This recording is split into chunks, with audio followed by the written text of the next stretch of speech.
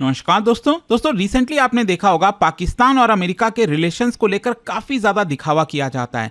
Trump जो है वो यहाँ पर शहबाज शरीफ की बात करते हैं, आसिम मुनीर व्हाइट हाउस जाते हैं, ट्रम्प से मुलाकात करते हैं। दिखाने के लिए तो बहुत कुछ है, लेकिन ग्राउंड रियलिटी काफ़ी डिफरेंट है। मैं आपको बता दूं, अमेरिका ने एक बड़ा झटका दिया है पाकिस्तान को। इनका एक बहुत ही इंपॉर्टेंट काउंसलेट था अमेरिका का पाकिस्तान के पेशावर में, इसको परमानेंटली क्लोज किया जा रहा है। आप देख सकते हो खबर, safety concerns US to shut Peshawar consulate in Pakistan to shift operations to Islamabad. इसको थोड़ा सा डिटेल में हम समझेंगे कि एग्जैक्टली ये हुआ क्या है, क्यों आखिरकार अमेरिका ने इतना बड़ा निर्णय लिया। और ये जो पेशावर वाला काउंसलेट है, मैं आपको बता दूं, ये कोई छोटा मोटा नहीं, इसका बहुत ही बड़ा हिस्टोरिकल रोल रहा है। क्योंकि जब सोवियत यूनियन और अफगान के बीच में लड़ाई चल रही थी, उसके बाद अमेरिका का इन्वेजन हुआ अफगानिस्तान में, हर एक चीज में आपको ये पर्टिकुलर काउंसलेट का बहुत ही इंपॉर्टेंट रोल देखने को मिलेगा। वो सब कुछ मैं आपको बताऊंगा। चलिए आगे बढ़ते हैं, लेकिन उससे पहले आप सबको बता दूं, आप में से जो भी लोग यूपीएससी की तैयारी कर रहे हैं, कोई भी बैच चाहते हैं, 2027 हो 28 हो, हर एक बैच आपको अवेलेबल है। बस आपको यूज करना है ये code Ankit live,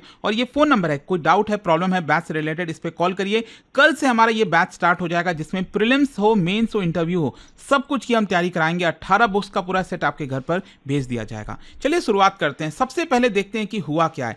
US department of state, basically external affairs ministry की हम बात कर रहे हैं, ठीक है, उसको यूएस डिपार्टमेंट ऑफ स्टेट कहा जाता है।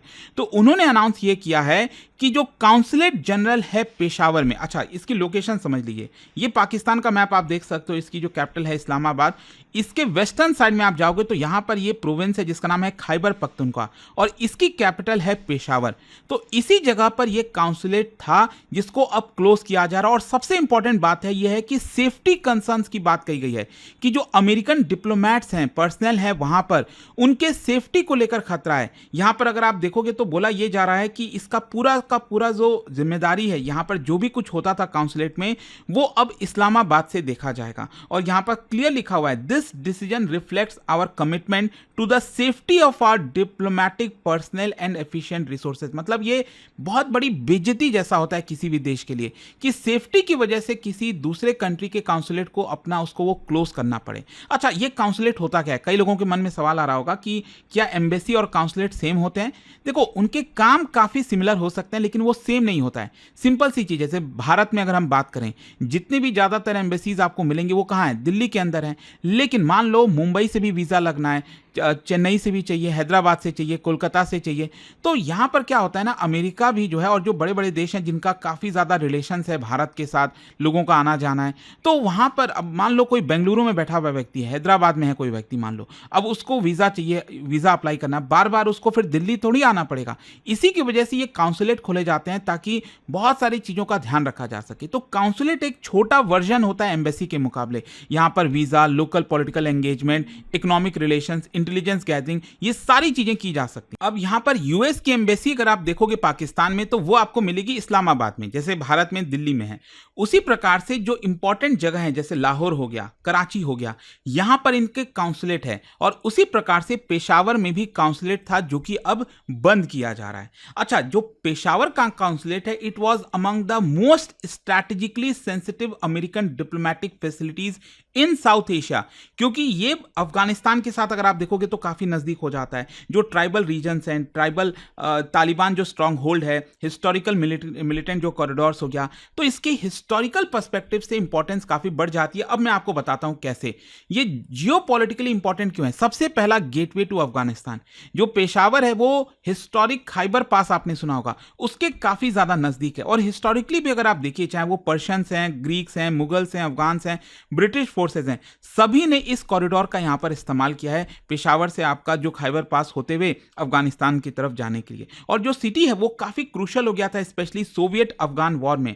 और मैं आपको बताऊंगा इसके बारे में और डिटेल से। यूएस लेड जो वॉर ऑन टेरर था 1990s 2000 के बाद से, तालिबान जो इंसर्जेंसीज हुई, तो इन सब में इस पर्टिकुलर काउंसलेट का इंपॉर्टेंट रोल था। और यूएस का जो काउंसलेट है, that is why it was serve as a intelligence observation post, चाहे वो पॉलिटिकल कोऑर्डिनेशन हब हो गया, काउंटर टेररिज्म सेंटर हो गया, इन सब के तौर पर इसका इस्तेमाल किया जाता था, इस काउंसलेट का। अब मैं आपको अगर बताऊं सोवियत अफगान वॉर में क्या हुआ, इसमें आपको याद होगा जो यूएसएसआर की फोर्सेज हैं, सोवियत यूनियन की फोर्सेज हैं, उन्होंने इन्वेड कर दिया था अफगानिस्तान में। तो ऑब्वियस सी बात है यूएस को ये चीज पसंद नहीं आएगी, यूएस इसको काउंटर करेगा।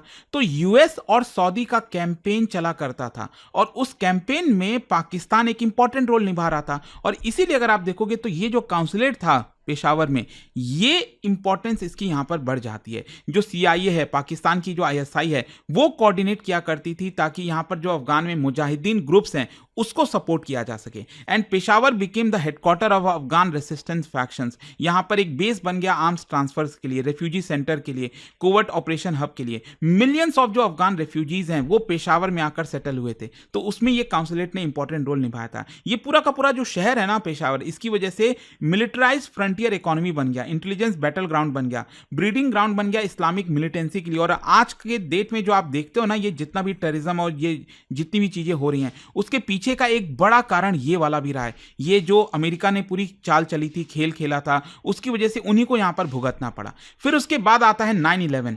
9/11 इतना बड़ा अटैक हुआ, उसके बाद वॉर ऑन टेरर जो अमेरिका ने स्टार्ट किया, यूएस ने इन्वेड कर दिया अफगानिस्तान में।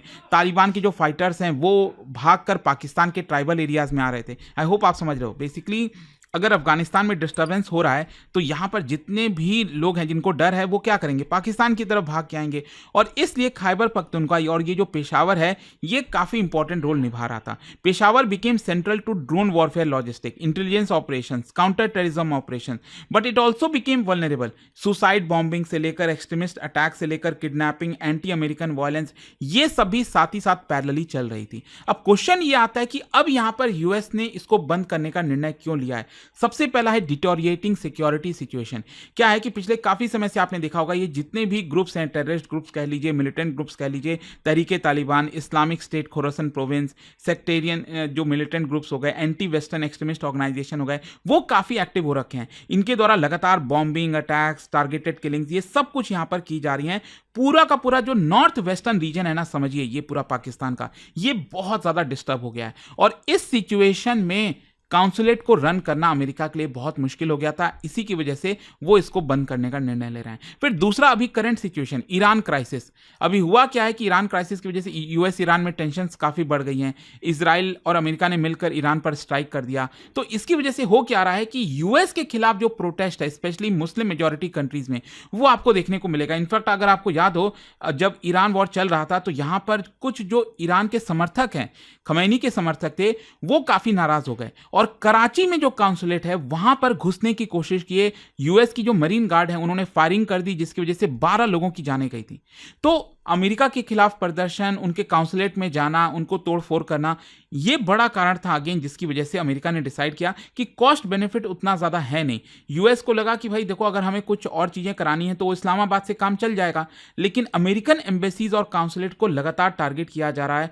इसी की वजह से यहां पर जो अमेरिकन लोग हैं जो उसमें रह रहे हैं, उनके लिए खतरा बना हुआ है लगातार। अच्छा, तीसरा एक और reason, that is reduced strategic importance after Afghanistan withdrawal. 2021 में बाइडन के समय अमेरिका ने विड्रॉ कर लिया अफगानिस्तान से। तो अब वहां से जब वो विड्रॉ कर चुका है, तो जो अब उनको चीजें चाहिए हैं वो अब जरूरत नहीं है। पहले तो क्या था, नेटो लॉजिस्टिक्स हो गया, इंटेलिजेंस गैदरिंग, अफगान एंगेजमेंट, इन सब के लिए पेशावर का जो काउंसुलेट था वो काफी काम आता था। लेकिन अब जो है यूएस रीजनल एंगेजमेंट जो है वो काफी रिमोट तरीके से होता है, दूरी से कर लेते हैं वो लोग। ड्रोन सर्विलेंस अब काफी इवॉल्व हो गई है, अब उनको पेशावर की जरूरत नहीं है। सैटेलाइट इंटेलिजेंस काफी इंप्रूव हो गई है। तो इसकी जो इंपॉर्टेंस है ना पेशावर काउंसुलेट की, वो भी यहां पर काफी कम हो गई थी, जिसकी वजह से अमेरिका ने सोचा कि अभी हम इसको बंद ही कर देते हैं। अच्छा, पेशावर सिक्योर करना इतना डिफिकल्ट क्यों है? क्योंकि वैसे तो अगर आप देखोगे प्रॉब्लम्स तो हर एक जगह है, चाहे वो लाहौर ले लीजिए, कराची ले लीजिए, लेकिन पेशावर स्पेशली क्या है ना कि वहां पर अगर आपको काम करना है तो पूरे कंपाउंड को एकदम अच्छे से सिक्योर करना होगा, फोर्टिफाई करना होगा। आर्मर्ड व्हीकल से ही आप चल सकते हो, उसके बिना नहीं चल पाओगे। इंटेलिजेंस सर्वेलेंस हो गया, मिलिट्री एस्कॉर्ट हो गया, रोड सैनिटाइजेशन, इलेक्ट्रॉनिक मॉनिटरिंग। तो ये सारे मेजर्स लेने के बाद भी यहां पर रिस्क काफी ज्यादा हाई होता था। तो यूएस को यही लगा कि भाई कॉस्ट बेनिफिट रेशियो उतना ठीक बैठ नहीं रहा है, यहां पर वहां से रन करने का कोई मतलब है नहीं। फिर इसका सिंबॉलिक इंपॉर्टेंस भी है। पेशावर का बंद करना काउंसुलेट मतलब आप समझिए कि जो अमेरिकन इन्फ्लुएंस है अफगानिस्तान पाकिस्तान फ्रंटियर पर, ये कम हो जाएगा। यूएस ऑपरेशनल जो एंगेजमेंट है वो कम होगा। स्ट्रैटेजिक रिट्रेंचमेंट आपको देखने को मिलेगी। कोल्ड वॉर और जो वॉर ऑन टेरर था उसमें पेशावर अमेरिका के फ्रंट लाइन प्रेजेंस करता था, आगे की तरफ प्रेजेंट करता था, लेकिन इसका क्लोजर ये दिखाता है it's an end of an era. अच्छा, अब इन सारी चीजों की वजह से क्या पाकिस्तान पर कोई असर आएगा? बिल्कुल आएगा। डिप्लोमैटिक डैमेज, मतलब एक काउंसुलेट को बंद करना, और वो भी ये रीजन देना कि सिक्योरिटी की वजह से कर रहे हैं, तो आप सोच सकते हो पाकिस्तान की इमेज की क्या होगी। वैसे तो कोई इमेज है नहीं, लेकिन यहां पर जो फॉरेन गवर्नमेंट्स हैं वो तो यही देखेंगे ना कि यहां पर इंस्टेबिलिटी चल रही है, इंटरनल सिक्योरिटी काफी कमजोर है, मिलिटेंसी अभी भी है, टेररिज्म चल रहा है, पॉलिटिकल वोलेटिलिटी है, तो इसकी वजह से बाकी की भी देश सोचने लगेंगे कि हमें काउंसुलेट को ऑपरेट करना चाहिए कि नहीं। इकोनॉमिक कॉन्सिक्वेंस होगा, जो फॉरेन इन्वेस्टर्स हैं वो काफी सेंसिटिव होते हैं, वो इस चीज को ट्रैक करते रहते हैं कि अगर अमेरिका कहीं से विड्रॉ कर रहा है, जा रहा है, तो उसके पीछे का कारण होगा, तो कोई भी इन्वेस्ट क्यों करना चाहेगा। इंटरनेशनल रेपुटेशन को एक बड़ा झटका लगेगा, आप ये कह सकते हैं। अच्छा, इसका चाइना के रीजनल स्ट्रैटेजी से क्या लिंक है, कनेक्शन है? देखो मैं आपको बता दूं, ये जो काउंसुलेट है पेशावर वाला, ये आपका जो सीपैक वाला कॉरिडोर है ना, जो कि पाकिस्तान ऑक्यूपाइड कश्मीर से होकर गुजरता है, तो इसके काफी नजदीक से है।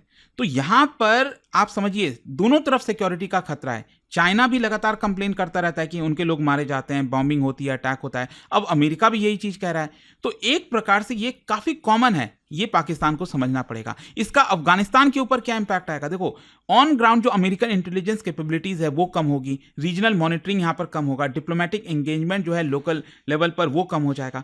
ये मैटर इसलिए करता है क्योंकि अफगानिस्तान अभी भी अनस्टेबल है तालिबान के अंडर में, और इसका कॉन्सिक्वेंस बड़ा हो सकता है, और ज्यादा टेररिज्म फैल सकता है, नार्कोटिक्स ट्रैफिकिंग बढ़ सकती है, रेफ्यूजी फ्लो बढ़ सकता है। अच्छा, भारत के ऊपर क्या इंपैक्ट आएगा?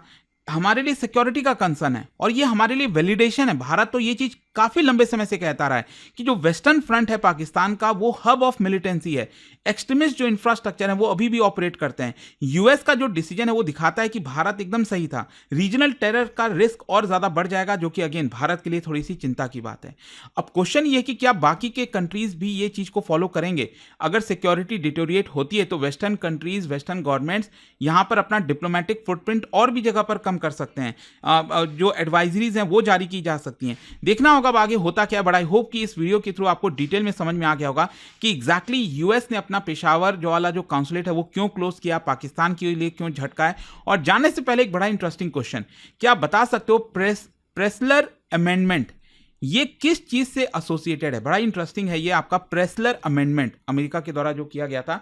और इसका जो राइट आंसर आप सब जानते हैं मेरे इंस्टाग्राम पर तो मिलेगा ही, वहां पर अगर आप नहीं हो कोई बात नहीं, टेलीग्राम से ले सकते हैं इसका सही उत्तर। और जैसा दोस्तों मैंने आपको बताया, अगर आप यूपीएससी की तैयारी कर रहे हैं, कोई भी बैच चाहते हैं 2027-28 किसी भी साल की प्रिपरेशन कर रहे हैं, आपको यूज करना है ये कोड अंकित लाइव मैक्सिमम डिस्काउंट के लिए। और ये फोन नंबर है, कोई डाउट है, प्रॉब्लम है बैच से रिलेटेड, इस पर कॉल कर लीजिए, मेरी टीम आपको अच्छे से गाइड कर देगी। 24 मई 2026 वो दिन जिसका इंतजार लाखों एस्पिरेंट्स को है, अब हर दिन आपको सिलेक्शन के पास ले जाएगा या फिर पीछे छोड़ देगा।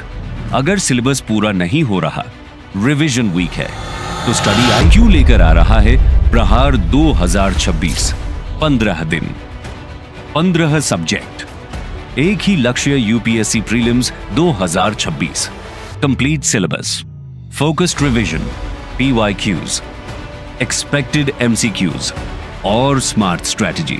अब रैंडम पढ़ाई नहीं, अब होगा टारगेटेड रिवीजन, कम समय में maximum output.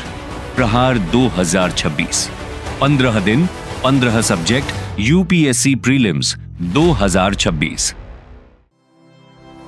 Study IQ IAS, आपका सिलेक्शन हमारा मिशन।